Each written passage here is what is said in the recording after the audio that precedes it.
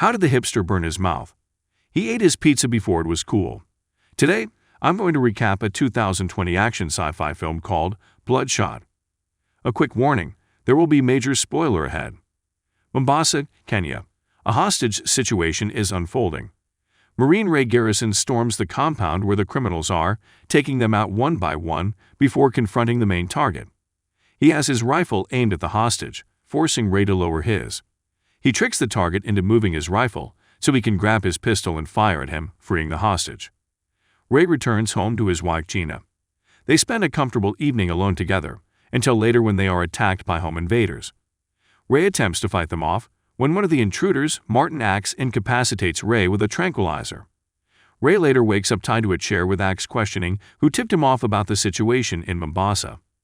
Ray says he doesn't know, but Axe brings out a captive Gina to force Ray to give up an answer. Ray insists he doesn't know, and Axe shoots Gina in the head with a nail gun. Ray gives up and says they should just kill him, and Axe appears to shoot him in the face.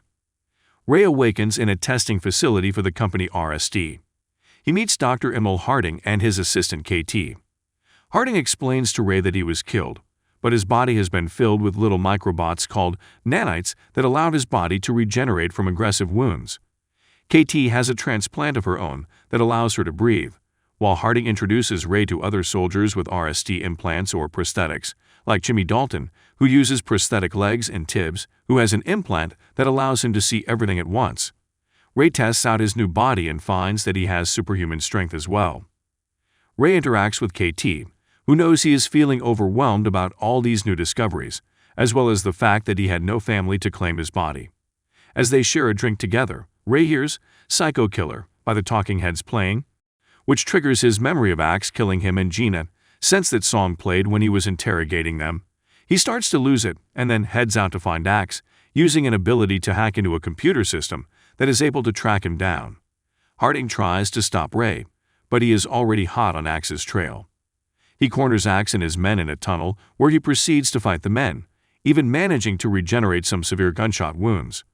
Axe recognizes Ray and pleads for his life, but Ray is not interested and then shoots Axe dead.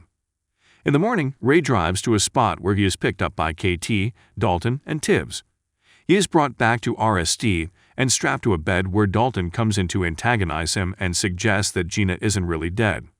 Ray is knocked out, and Harding organizes for everything from the hostage situation to Ray's capture to be replayed differently, as the whole thing was fabricated by them. They replace Axe's face for the captor with that of a man named Nick Barris, and begin to go by a slightly tweaked script.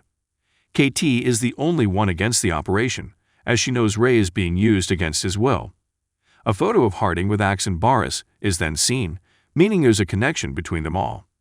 After going through the motions once more, Ray goes after Barris, with Harding and his team watching and pretending to be concerned. Ray allows himself to be captured by Barris's men to get himself inside his compound. Barris's coder Wilfred Wiggins gives Barris an EMP to use against Ray if necessary, which Harding and the others notice through their surveillance cameras. Ray attacks and kills Barris's men before finishing Barris himself, but Wiggins hits the EMP button to incapacitate Ray, as well as knock out all the power within a 20-mile radius.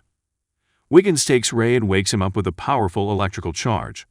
He tells Ray that he was basically forced to work for Barris, but he does want to help Ray. He tells Wiggins about experiencing the same memory with a different face for each killer. This goes along with a rumor Wiggins heard of a hired killer being sent out, and Ray realizes Harding has been using him to go after multiple RSD defectors. He also realizes Gina is alive, but Wiggins worries that if he goes looking for her, Harding will just reset his memories and put Wiggins' face on the killer's body this time. Ray gives Wiggins a sample of his nanite's blood to inspect. Ray takes one of Wiggins' cars and manages to track down Gina's location. She is happy to see him, but he is under the impression that they are still married. Gina reveals it has been 5 years since they last saw each other and apparently split up on mutual terms. She is now remarried and has 2 children of her own, leaving Ray heartbroken. After he leaves, Dalton pursues him, but Ray manages to get him to get hit by a truck that shatters his prosthetic legs. One of Harding's guys shuts Ray down and then orders KT to go after Wiggins, even shutting down her breathing implant to prove he means business. KT finds Wiggins and knocks him out before knocking out his men. Harding finds Ray and puts him in a simulation where he must come clean over his business, knowing Ray is pissed and that he knows the truth. Harding acts as though he did what was necessary and did what was right for Ray, but Ray promises he will no longer control them. His body ends up at RST where they are extracting the nanites. After returning to work, KT tells Harding that Wiggins got away, so Harding stops the nanite extraction to have Ray go after Wiggins. Harding puts Ray in the hostage simulation again, but KT intervenes to get Ray to realize what is really happening. Harding tries to shut her down, but she reveals that she got Wiggins to remove Harding's access to her implant, allowing her to be free of his control. He sends Dalton and Tibbs after Ray once he snaps out of the simulation and breaks free. Dalton applies mechanical arms to his back as he goes after Ray. The three fight near an elevator until one of them starts to give way to all the chaos. Tibbs falls to his death as Dalton tries to break down the elevator, but Ray taps into his full power and takes Dalton all the way down where they both crash, but only Ray emerges unscathed. He locates Harding in the street, where the villain fires a grenade at Ray.